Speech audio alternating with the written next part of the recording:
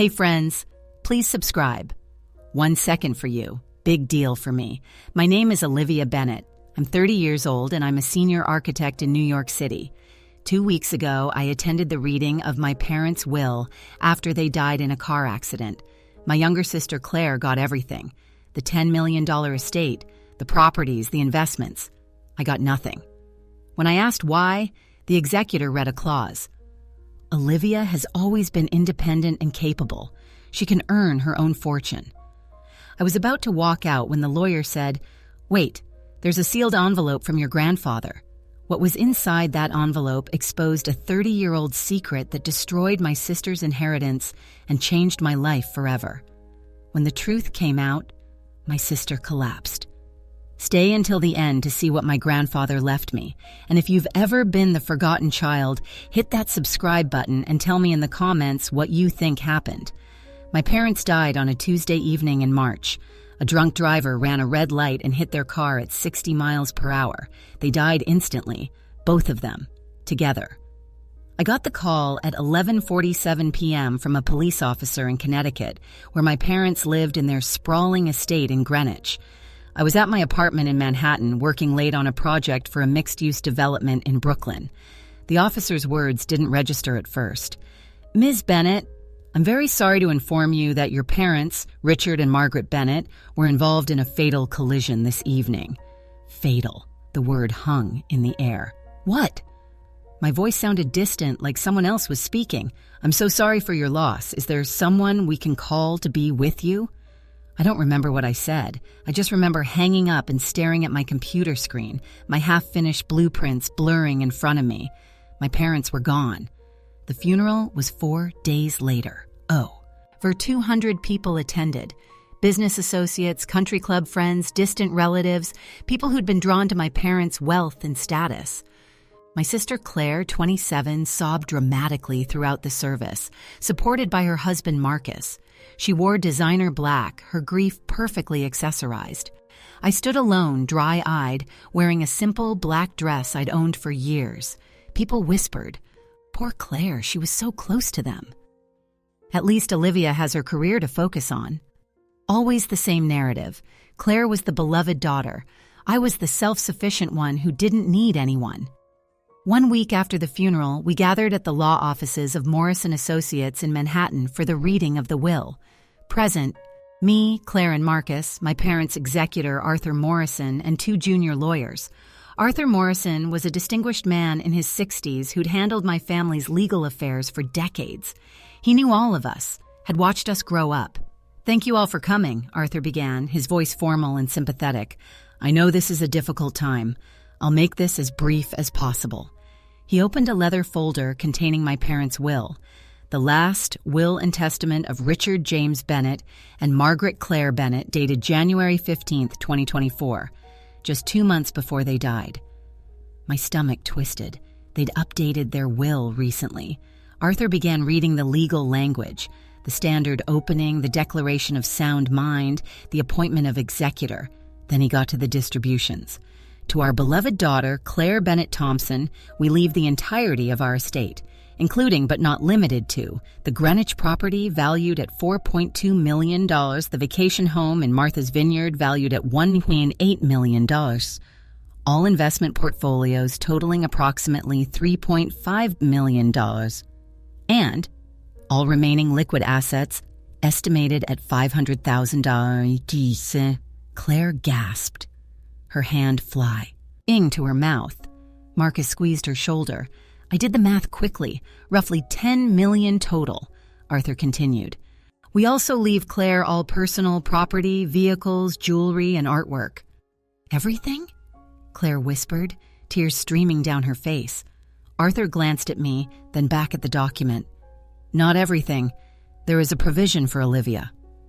I sat up straighter. Arthur cleared his throat. "Regarding our daughter, Olivia Bennett, Olivia has always been independent and capable. She has built a successful career without our assistance and has proven she does not need financial support. Therefore, we leave her nothing from our estate, confident that she can and will earn her own fortune. We trust this will motivate her to continue her path of self-reliance." The room went silent. I felt like I'd been slapped. "Nothing?" I said quietly. Arthur looked pained. "I'm sorry, Olivia. That's what the will states." "They left me nothing because I'm independent?" "That appears to be their reasoning." I looked at Claire, who was staring at the table, not meeting my eyes. "Claire gets $10 million because..." "Why? Because she's not independent? Because she needs to be taken care of?" "Olivia, I'm just reading what's in the will," Arthur started. "No." I stood up. "This is punishment. This is their way of saying that Claire mattered more, that she deserves everything because she's the favorite, and I deserve nothing because I committed the sin of being successful without them." "Olivia, don't make this about that," Claire said softly. "Mom and Dad loved us both." "Did they?" "Because this will says otherwise." Marcus spoke up. "Liv, you have to understand. Claire needs this. She doesn't have a career like you do. She depends on this money for her future, for our future. She depends on it because you've both been living off my parents for years," I snapped. "Claire hasn't worked since she married you, and you... What do you do again, Marcus?" "Oh, right, consulting. Which means unemployed, but too proud to say it." "That's enough," Arthur said firmly. "I understand you're upset, Olivia. If you want to contest the will..." "On what grounds? They were of sound mind. This is what they wanted." I grabbed my bag. "Congratulations, Claire. Enjoy your inheritance." I turned toward the door. "Wait." Arthur's voice stopped me. "Olivia, please, sit down. There's something else." I turned around. "What else? A note telling me to work harder?" "No." "A sealed envelope. From your grandfather." I froze. "Grandpa Henry?" "Yes. Henry Bennett left specific instructions with this firm before his death 8 years ago. He gave us a sealed envelope with explicit instructions. It was only to be opened at the reading of your parents' will, and only if certain conditions were met." "What conditions?" Arthur pulled out a yellowed envelope from the folder. It had my grandfather's distinctive handwriting on the front. "To be opened only at the reading of Richard and Margaret's will, in the presence of Olivia Bennett. The condition was that you had to be present," Arthur said. "If you weren't present, the envelope was to be destroyed unopened. Your grandfather was very specific about this." Claire looked confused. "Why would Grandpa Henry leave something for Liv?" "I don't know. I never opened it. But he paid our firm a retainer to hold this letter until the exact circumstances occurred. Your parents' will being read with Olivia present." My heart was pounding. "Open it." Arthur carefully opened the envelope.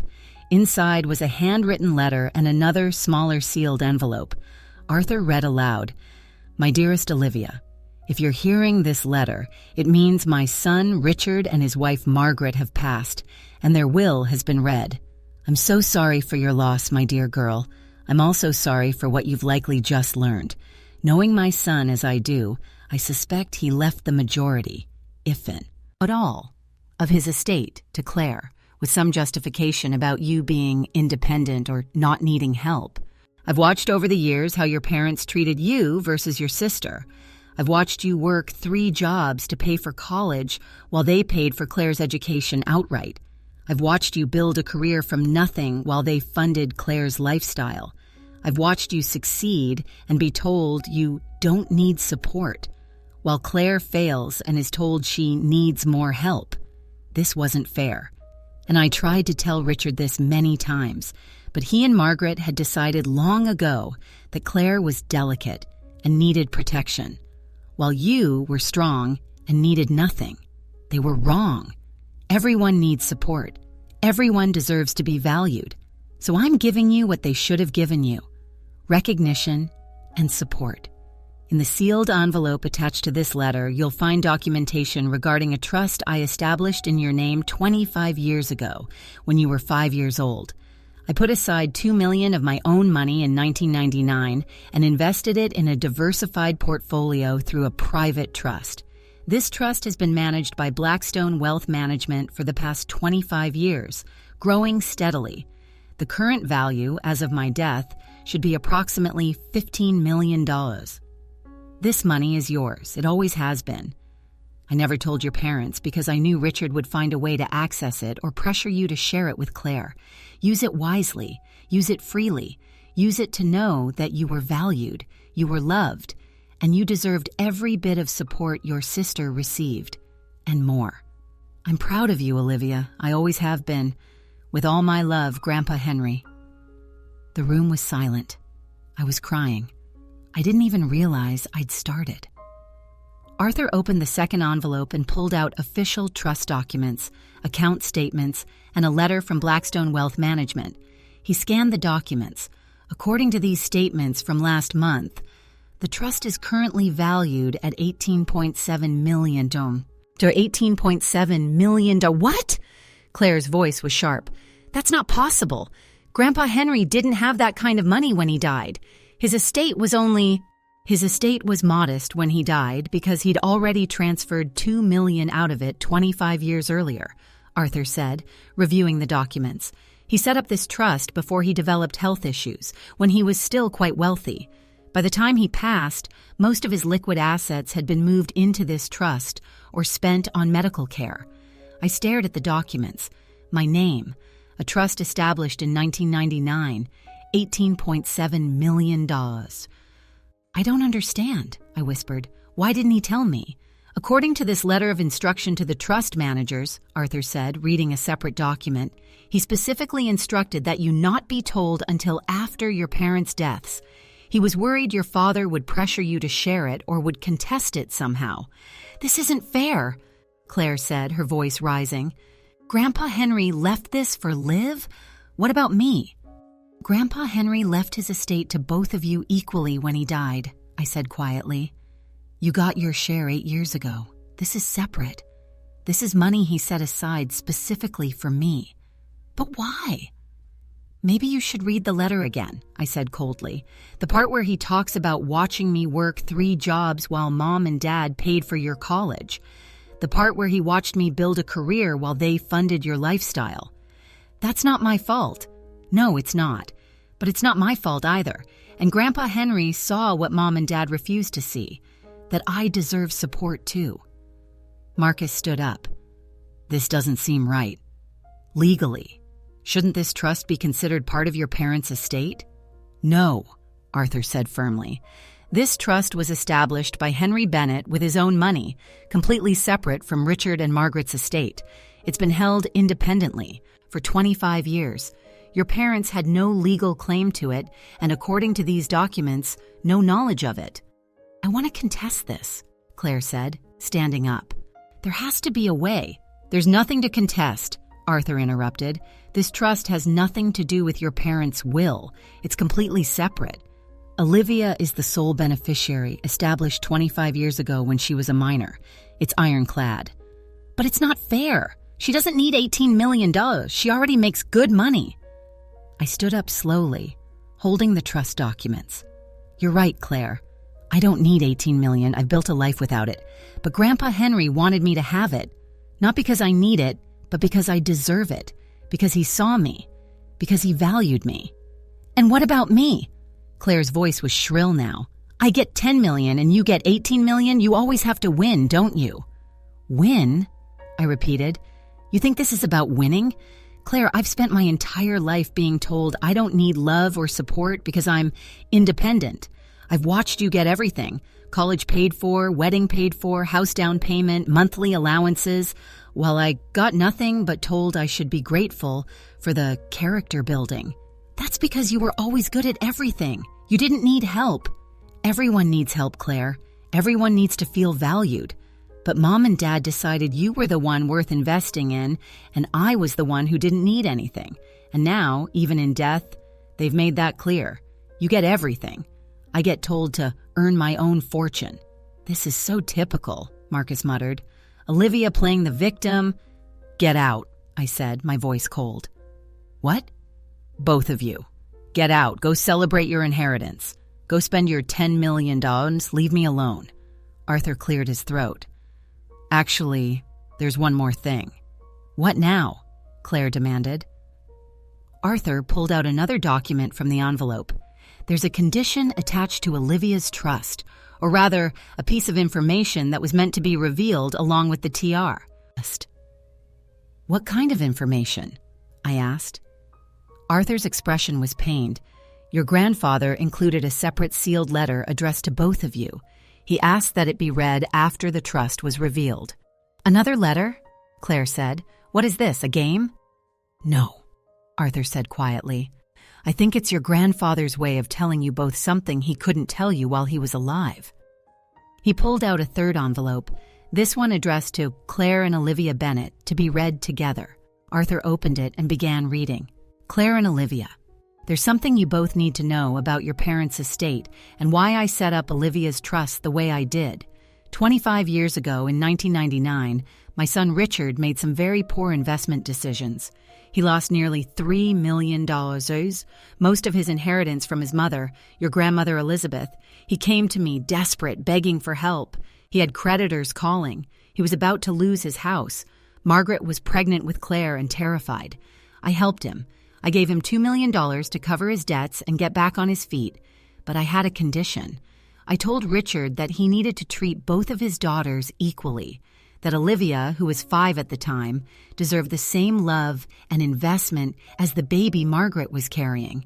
Richard agreed, promised me, swore to me that he'd be fair, but within a year I saw the pattern forming. Olivia was already being labeled the easy one, the independent one.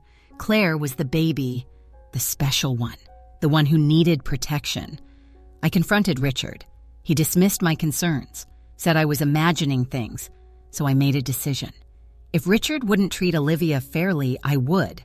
I took $2 million of my remaining money and put it in a trust for Olivia, the same amount I'd given Richard to save his life. Fair is fair. But there's more you need to know.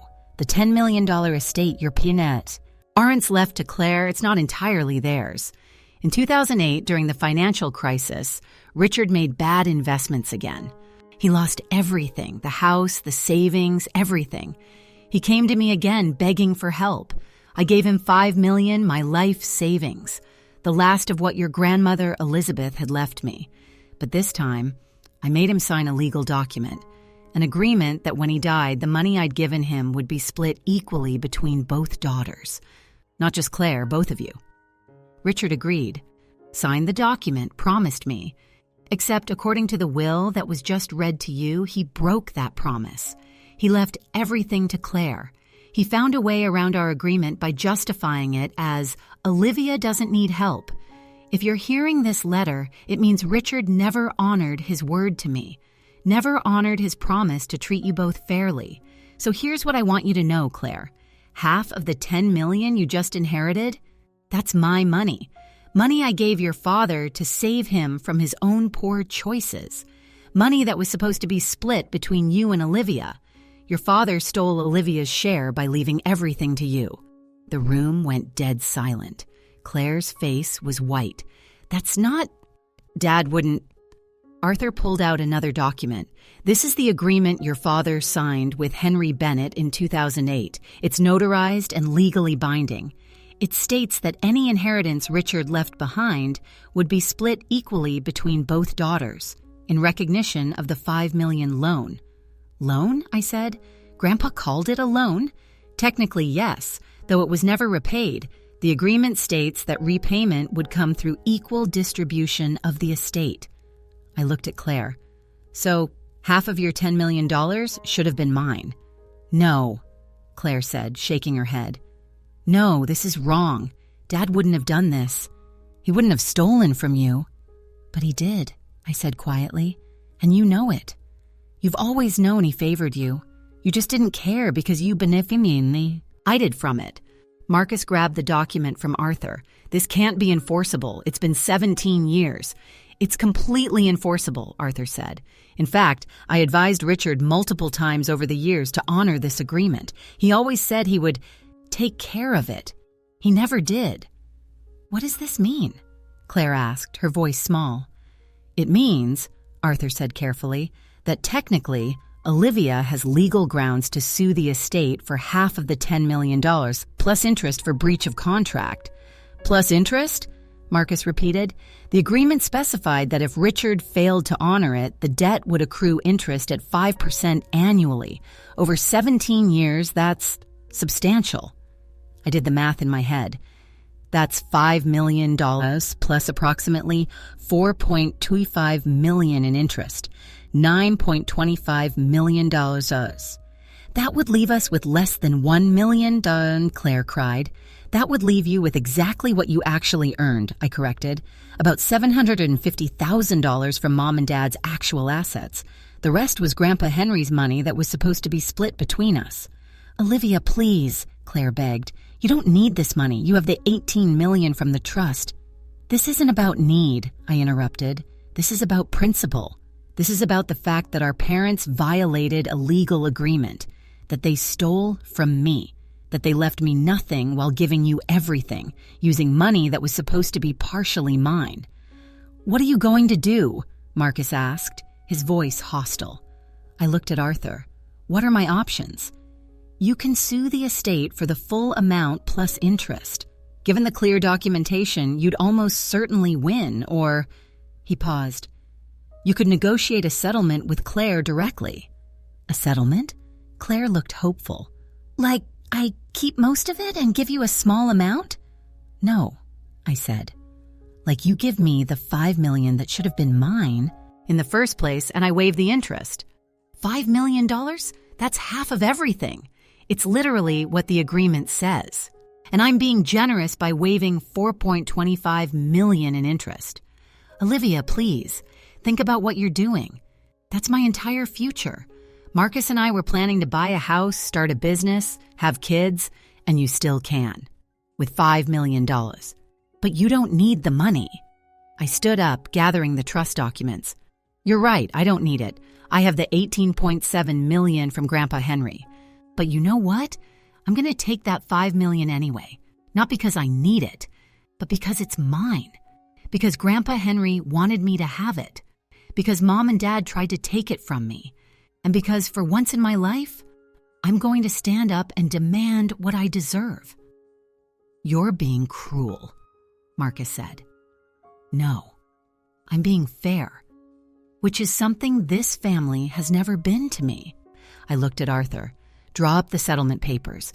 $5 million transferred to me from the estate. If Claire doesn't agree, I'll sue for the full amount plus interest. Olivia, please, Claire sobbed. We're sisters. Don't do this. We're sisters? I repeated. Claire, you sat there and listened to that will leave me nothing. You didn't say a word. You didn't protest. You didn't offer to share. You were perfectly fine with taking everything while I got nothing. I didn't know about Grandpa's agreement. But you knew it was wrong. Deep down, you knew, and you didn't care. 3 days later, Claire and Marcus signed the settlement agreement. Claire received $5 million from the estate. I received $5 million. We split the properties. She got the Greenwich house. I got the Martha's Vineyard property. Combined with Grandpa Henry's trust, I now had $23.7 million. Claire had $5 million, which was still more money than most people see in a lifetime. But she was bitter. She'd gone from thinking she had $10 million to accepting she had half that. In her mind, I'd stolen from her. The last thing she said to me when we signed the papers, I hope you're happy. You've destroyed this family. No, I replied. Mom and Dad destroyed this family when they chose you over me every single day of our lives. I'm just correcting their mistake. We haven't spoken since. 6 months after the will reading, my life looks completely different. I quit my job at the architecture firm. With $23.7 million, I didn't need to work for someone else anymore. I started my own architectural design firm specializing in sustainable, affordable housing. It's a passion project funded by my inheritance, something I never could have done without Grandpa Henry's trust. I bought an apartment in Manhattan with a view of Central Park. I travel. I donate to causes I care about. I live freely, without the weight of my parents' judgment. Through mutual friends, I hear updates about Claire. She and Marcus bought a house in Connecticut. They're struggling to manage their money. $5 million sounds like a lot until you start spending it. Marcus keeps pressuring Claire to ask me for a loan. Their marriage is strained. She tells people I stole her inheritance. I feel nothing. No guilt, no regret, just peace. I visit Grandpa Henry's grave regularly. I sit by his headstone and tell him about my firm, my projects, my life. Thank you, I tell him. Thank you for seeing me. Thank you for valuing me. Thank you for making sure I knew I mattered. I wish he were here to see what I've built with his gift. But I think, somehow, he knew. He knew I'd use it well. He knew I'd honor his faith in me. Last week, I wrote a letter to my parents. Not to send, they're gone, but to say what I needed to say. Dear Mom and Dad, I've spent 6 months trying to understand why you left me nothing, why you thought I didn't deserve support, why you believed independence meant I didn't need love. I've realized it was never about me. It was about you. You chose the easier path. Claire was needier, so you gave her everything. I was capable, so you gave me nothing. You told yourselves this was fair because you were meeting each child's needs, but you weren't. You were just avoiding the harder work of loving us both equally. Grandpa Henry saw what you refused to see, that I deserved just as much as Claire. Not because I needed it more or less, but because I was your daughter and I mattered. His trust wasn't just money. It was proof that I was valuable, that I was worth investing in, that someone saw me. You never gave me that, but Grandpa did. So thank you for leaving me nothing, because in your absence, I found out who really loved me, and I found out I was worth $18.7 million to someone who actually cared. Olivia. Looking back, that will reading was both the worst and best day of my life. Worse because it confirmed what I'd always suspected, that my parents valued my sister more than me, that my success made me less worthy of their love, not more. Best because Grandpa Henry gave me something far more valuable than money. He gave me proof that I mattered, that I deserved support, that being independent didn't mean I had to do everything alone. $18.7 million is an extraordinary gift. But the real gift was the letter. The words, "I'm proud of you, I always have been." My parents never said that, but Grandpa Henry did. People ask if I feel guilty about taking half of Claire's inheritance. The answer is no. That money was never hers, it was mine. Grandpa Henry gave it to our father with the explicit agreement that it would be split between us. Dad broke that agreement. I'm just enforcing it. Some people say family should forgive, that I should have let Claire keep all $10 million because she's my sister. But family works both ways. Claire could have offered to split the inheritance when she saw I got nothing. She didn't. Mom and Dad could have loved us equally. They didn't. I'm not responsible for fixing relationships that other people broke. I'm only responsible for claiming what's mine and building a life I'm proud of. And that's exactly what I'm doing. So let me ask you, if your parents left everything to your sibling and told you to earn your own, but then you discovered a secret inheritance, would you share it? Or would you keep it all? Drop your answer in the comments below. And if this story resonated with you, hit that subscribe button, because sometimes the people who see your worth aren't the ones you expect, and that's okay.